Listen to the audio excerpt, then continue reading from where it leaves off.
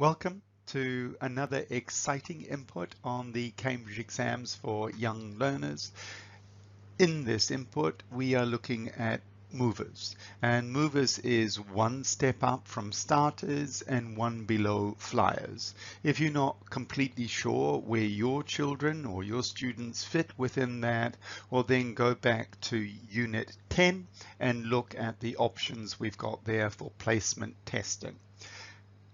That should help you decide if this is a suitable exam for your learners. So what we're going to do today is we're going to look at all the parts of the exam and the things that you can do as the teacher to build your learners' language competence and also build the marks that they get in the exam.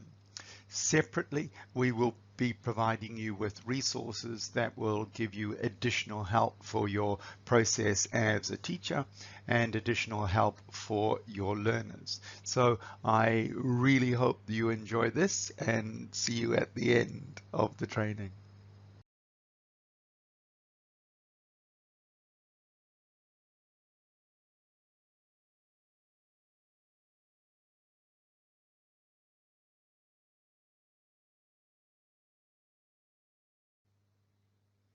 You will have many good ideas of what you can do with this part of the exam. You will have some really good ideas that you have created. You will also have some ideas from starters. Use any of them that you think are good. What I've got here is just some suggestions. So one of the things that may be obvious is for the teacher to ask questions about the picture, for the students then to ask one another questions about the picture, and of course there can be many more. There could be the students asking the teacher and then repeating what the teacher says. There could be all sorts of things you could do there, but that's a suggestion for the moment. We know that in this picture there's a focus on actions, so we want the learners to listen to the audio and clap for verbs that they hear. They can also clap for nouns, as in for people or places, and that will be really important. They can listen to it and repeat what they hear. That way, as you know, we are sure that they are hearing what they need to hear. We can have them listen and count for words, so they're being very careful in the detail of what they hear. And then they can do things like listen and clap for prepositions, because prepositions are going to be very important for stating where things are in the picture. The first option here may not be all that obvious, and that is to give the learners the transcript and ask them to read it in pairs with the third person drawing the line. Now, the real upside in this is that it requires the learners to speak clearly, and it requires the person who's drawing the line to perhaps stop the people who are speaking, ask them questions to check, but make the whole process a little bit more interactive and more communicative. So when we're doing that, what we're getting is learners focusing on the quality of their sound, and the other learner who's drawing the line also focusing on the quality of what they hear. What you can also do is give the learners that picture and ask them to create a new dialogue about that picture. And it can be, they don't have to write it down, obviously. They can just create it, they can speak it, and the third person can draw the line. So that's also interactive and interesting for the learners. What you can do then at the end is hopefully you're not necessarily doing this after they have seen the transcript already, but they've listened to the audio, they've done the answers, but then you don't tell them the answers. You say to them, please read the transcript and check your answers. When they've done that, then you can find out what their answers are and how they know. One of the reasons why sometimes it's not good to ask learners after listening, how do you know, is simply because they can't recall the words and it's difficult for them to explain a decision they made while they were listening. However, if they explain it based on the transcript, then you have good detail and good language reference.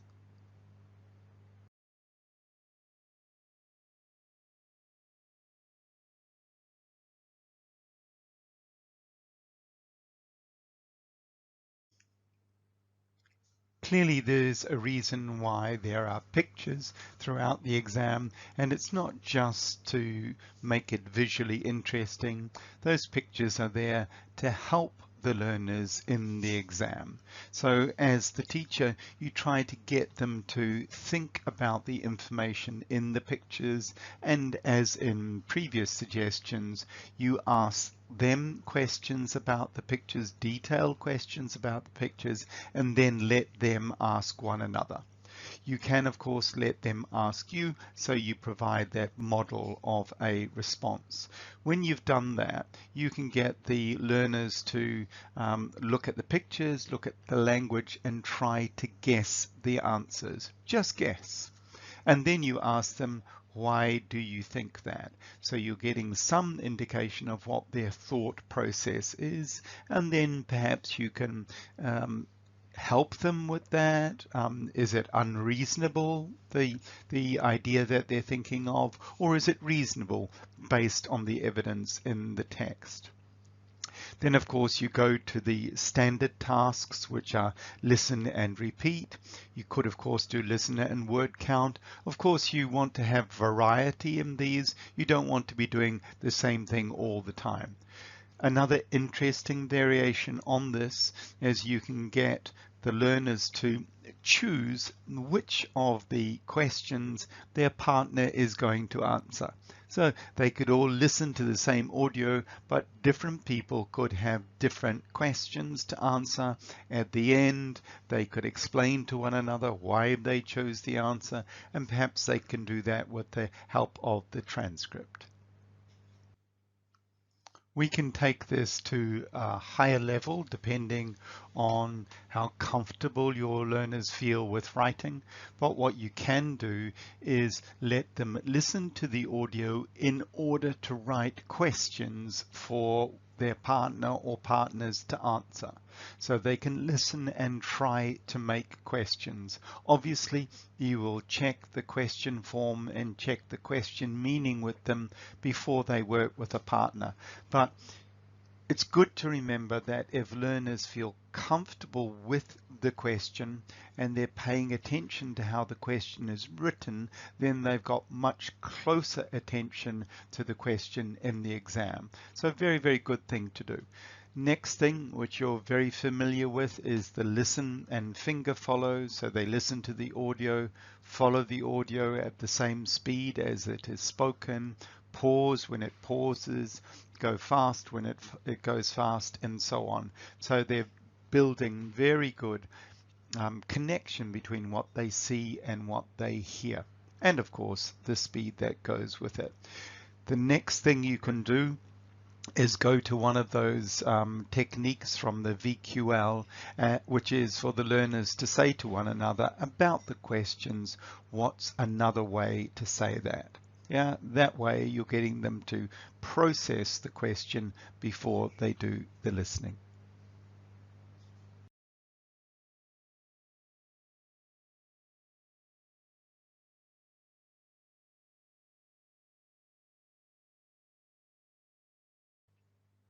So we start with a fairly standard way of raising awareness of the task and the content and the context, which is asking questions about the pictures. And then, of course, after that, the learners ask and answer with one another. Standard approach and very, very useful. So that's number one. Number two is to think about our topic. And our topic here is hobbies. Hobbies are always big in exams for young learners. What do you do about that? You get your learners to talk about their hobbies. So put them in a conveyor belt, with the topic, which is my hobby. Make sure they get to change their partner with reasonable frequency. It means they get to talk about their hobby, and they also get to hear about other people's hobbies. So that expands their vocabulary and improves their fluency. What you can do is focus a little more on accuracy at this point and set up the mirror conversations that we've already identified as very useful for removing some inaccuracy in language. You can also move them to listening and reading the transcript and following it with their fingers at the right speed. They can listen and do a word count. Or you can take them to the next level, and you can go back to the input that we have on improving your language accuracy and get your learners to identify where the intonation rises and falls. Very, very useful thing to do. If you can get them to do that, perhaps do that marking where they take a part of the text and identify where the voice goes up or goes down and get them to copy it, then you're getting very, very close attention to some of the subtler meanings in language.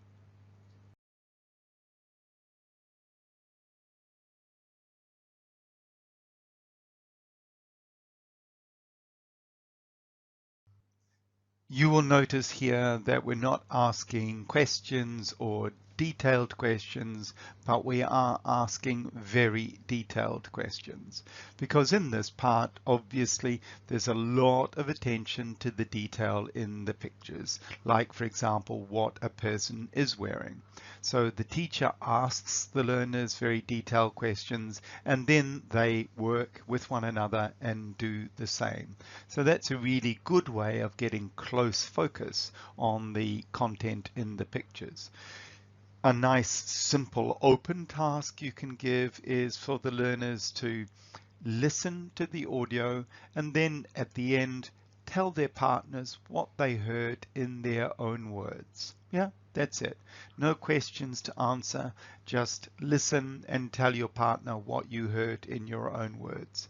What you can also do as an extension for that is get the learners to listen and make questions for their partner. So they listen to the audio and write questions and then ask them of their partner. So really good thing to do. You can use the transcript, and you always should, I think, use the transcript after the listening. And in that, you can get the learners to ask one another any questions about the transcript, any questions that they have in it for meaning. When they've done that with the partner, let them ask you. Let them have that opportunity to raise their own bar, to raise their own level, and have an opportunity to challenge the teacher a little bit with interesting questions from the transcript.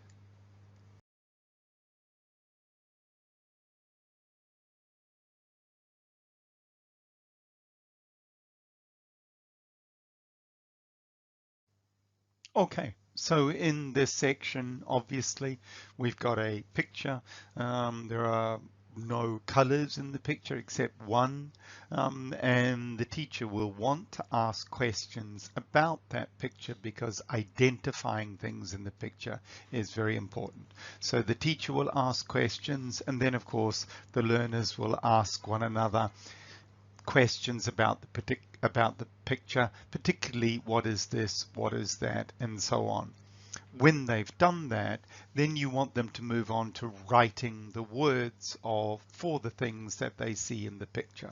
Whatever that may happen to be, whether it's a kite or a tree, you want them to write those words because the words are tested in this part of the exam. You can do things like get them to listen to the audio and clap the colors that they hear, or listen to the audio and you pause at a color and they point to it somewhere in the classroom, but you want to raise that awareness of colors. You can do things like allow them to draw a picture for their partner, and then their partner back to back has to listen to that, try and draw the picture based on what their partner says, and then draw in whatever color their partner says should be in that picture. So a really good way of taking that task out of the exam and making it interesting and communicative. Another thing you can do, of course, as the teacher is find part of that you think is important and play it with the instruction that they are to listen and then wait 8 seconds and repeat it. So you're giving them a little task which is requiring them to focus very, very closely on what they hear and then keep it in their short, hopefully moving into medium or long-term memory by waiting 8 seconds before they repeat it.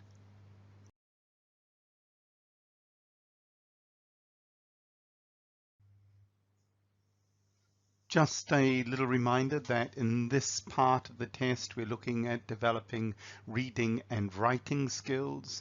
So when you're looking at this, you need to ask yourself, what can I do with this material to achieve good exam practice, achieve good development of communicative and linguistic competence? What can I do that is also going to grow my students' marks? So have a look at this part of the test with that in mind, and bear in mind those same points when we look at the rest of the tests for reading and writing.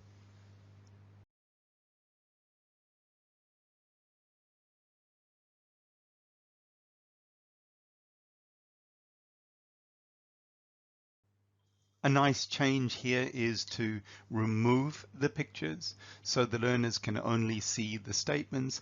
Ask them to memorize the statements, and once they have memorized them, then their partners can try to guess what they are. So that's a good thing to do. What you can do after that, of course, is show the pictures, show the statements, and let them guess. And then, of course, you will ask them, how do you know? You will ask all of those intelligent questions that teachers normally ask.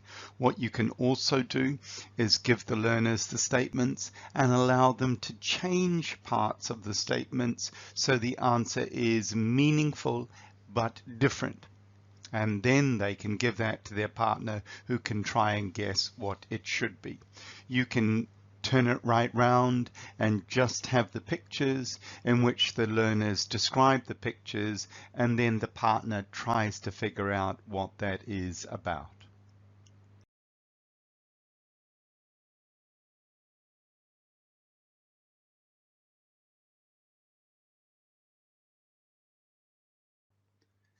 You will notice that this part of the test is conversation. And in this conversation, what the learners really need to know is what is happening in the conversation. So the test is really looking for the functions of language here. What the teacher can do is use these as a prompt to start a conversation with a learner, and the teacher should try to keep that conversation as natural as possible. So the teacher will talk and then the learner will talk, so it's a normal conversation. What you want to happen is for the learners to repeat what the teacher says, so they're getting a really good, clear understanding of the language that the teacher is using. Then you swap roles. So within the conversation, the teacher now has the learner's role, and they do that again, and then your students or the kids copy the new teacher role. So in other words, they've copied both parts of the conversation. That way they're developing a really good awareness of what actually happens.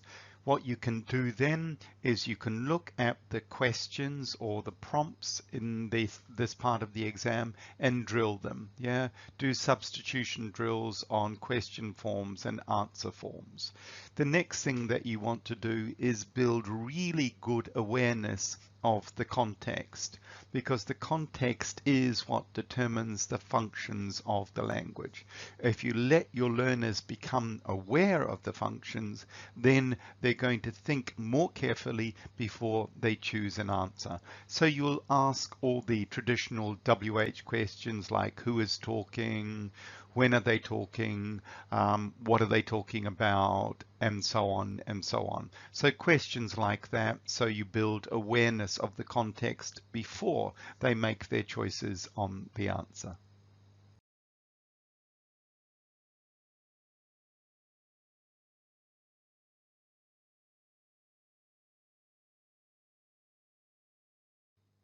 You will know from your previous experience of gap fill that the key thing here is that we get the learners to process the whole text before they start looking at the gaps. You're also aware now of why we do that. So it's a fairly straightforward process. You explain to them what they're doing, why they're doing it, and get them to read quickly, following their fingers. You want them to follow their fingers so they don't stop to try and fill in the gap, because what you want them to do is process the whole context.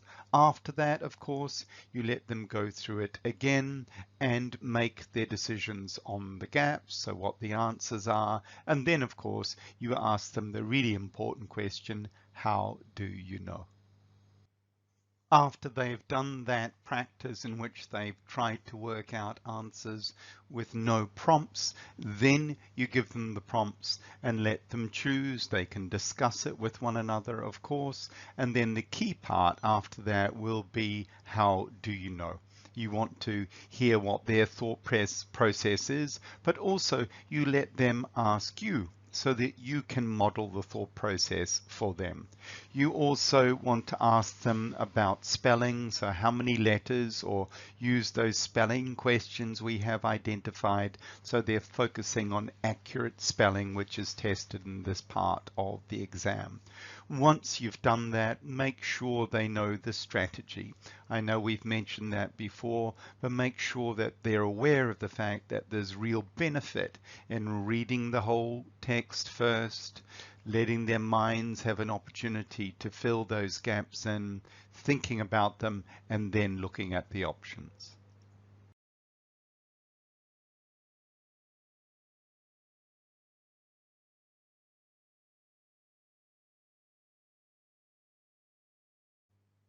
You will recognize that this is a gap fill with a difference. And we'll come to the difference in a little moment. For now, we know the process, the quick read, the rapid finger, the guessing of the answer, and then the question, how do you know? And then, of course, exposure to the answers and the choices that the students can make. The key thing then is that the students get to ask the teacher, how do you know? And it is precisely at that moment that the teacher can explain why a particular pronoun, why a particular preposition is used in that context. And at that point, the teacher's thought process is very, very valuable for the learners.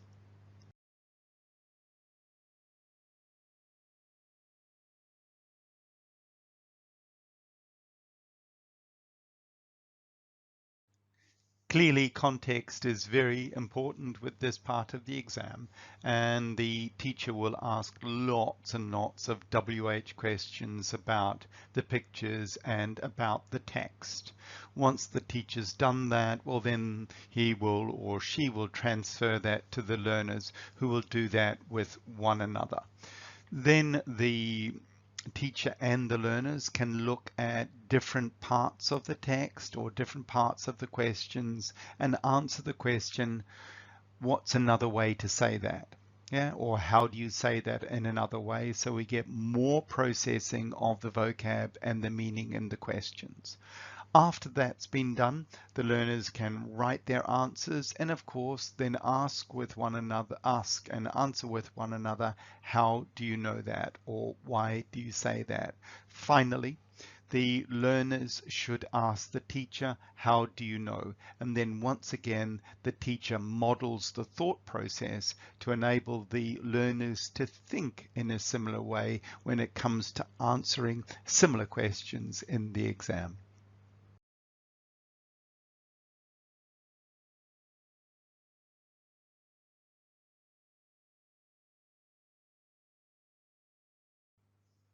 In this part, we'll go directly to the picture. The learners will look at the picture, pay close attention to it, because that's what we want for the exam. They will pay close attention to it and then cover it. And then they will be in a group of 3. And in that group, one person will ask questions about the picture, one person will answer, and the third person will have the picture to check that the questions and answers are in fact correct. So that's number 1. Number 2 is learners can write questions and answers about the picture. Fairly straightforward. But will help them with statements or questions and completion. Then what we do after that is the learners can write statements and the teacher can complete them. Yeah, so that's pretty solid. The next thing we can do is have the pairs to work together, in which one of them writes statements and then the other one completes them. And then of course they can swap roles for that. The teacher can also write negative models, so incorrect models for the learners to correct. They can look at those and help them identify what mistakes they might make in the exam. So what the learners might finally do is to talk about the picture, make a story about the picture, or write a story about the picture. So really what they are doing is doing exactly what happens in the exam.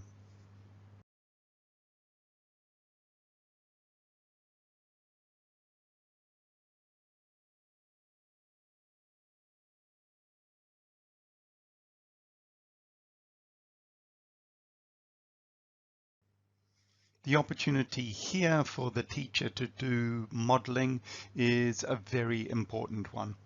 So the teacher will ask all sorts of questions about the picture, what's this, what's that, and so on.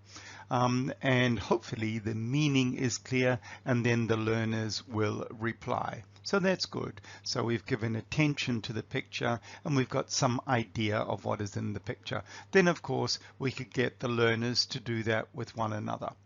After that, what we want is for the teacher to drill those question forms. Drill them so with substitutions, the learners are aware of the variety in the question forms. So they have the variety in the question forms, then they ask the teacher replies about the differences, and the learners copy the teacher's reply. So the learners are getting a really good model of what the language should sound like.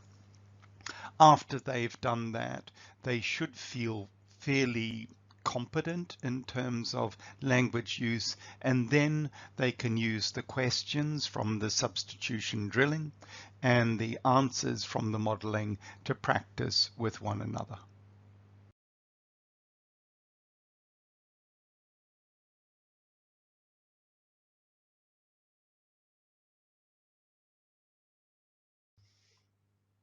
So lots of useful modeling as practice in this part of the exam.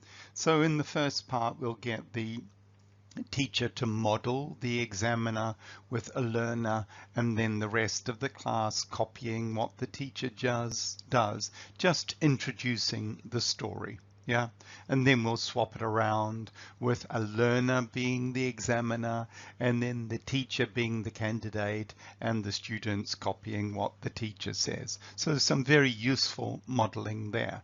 Then, of course, the key thing is for the teacher to model the kind of language that is expected in the story.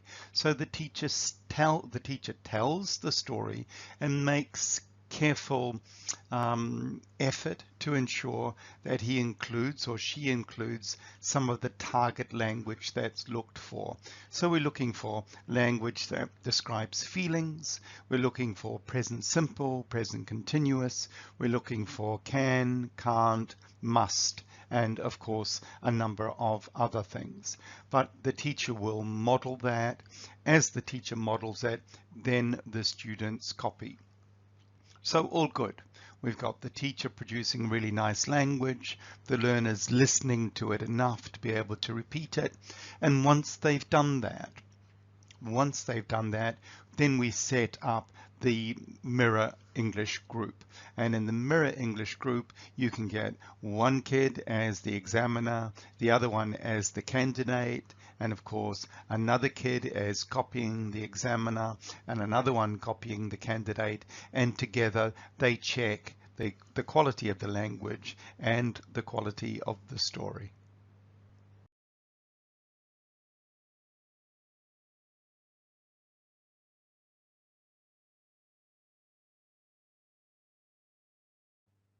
There are no doubt a number of really good things that you've thought of for this part of the exam. I'm going to suggest something very simple, which is that the learners work with one another and go, what is this, what are these, and so on. So fairly straightforward practice of just engaging their thought processes for the language. After that, the key question that they want to ask their teacher is which is different and why. Yeah, then the teacher gets an opportunity to model that language. This is fruit, these aren't, and so on. When the teacher is modeling that, then of course the learners are listening and copying. And we want a lot of attention to what the teacher is saying at this point. So a lot of very, very good copying of the language. After that, the teacher will set up a conveyor belt, give the learners that page from the test and get them to practice with one another.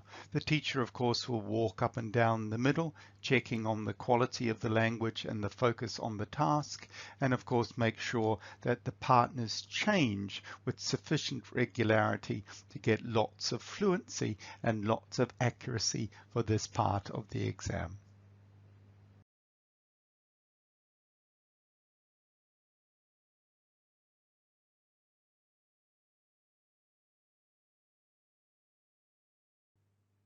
Okay, you're probably well ahead of me on this one. You're already thinking about the questions and doing substitution drilling for the questions on present simple and past simple, and making sure that those question forms are very, very clear. And then after that, of course, the teacher taking one learner and modeling that, perhaps the learner asking the questions, the teacher replying, and then the other students just copying the teacher and swapping roles, if you like. So that would be a really good way of ensuring that you get lots of practice in this. Clearly, after the learners have done that, you want to transfer that into active use, and then a conveyor belt is ideal for that. You might, if you wish, give them little prompt cards so that they have ideas about what they can ask their partners. But what you will do, of course, is walk up and down and monitor to make sure they're on task. Now, largely speaking, when you get to this part of the exam, this is where the examiner will see the real fluency of the learner. And this is where all your really good work in the classroom, where you've had interaction patterns, where you've had meaningful language use, where you've had variety in partnerings, where you've had good questioning, good listening. At this point in the exam, you will see the benefit of all your hard work.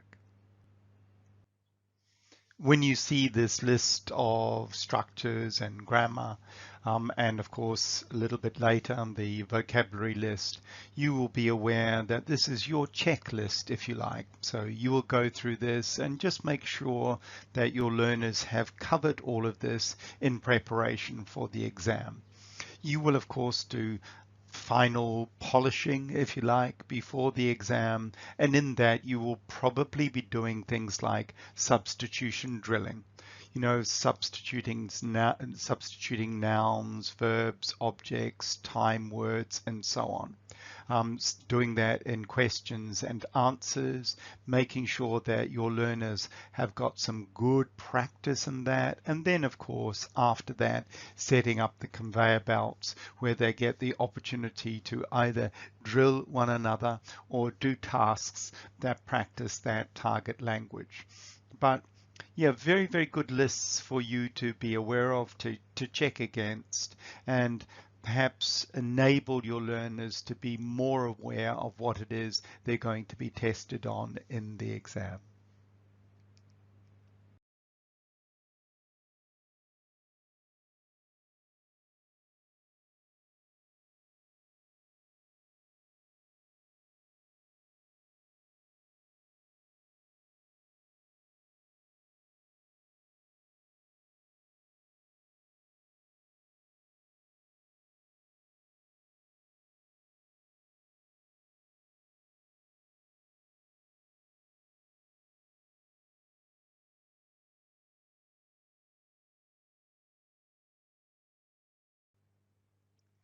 The final thing that we want to look at in preparation for starters is what we do with the vocabulary list.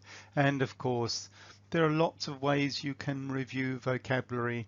The suggestion I have is that you get the learners to do it with one another and just use the vocabulary question list.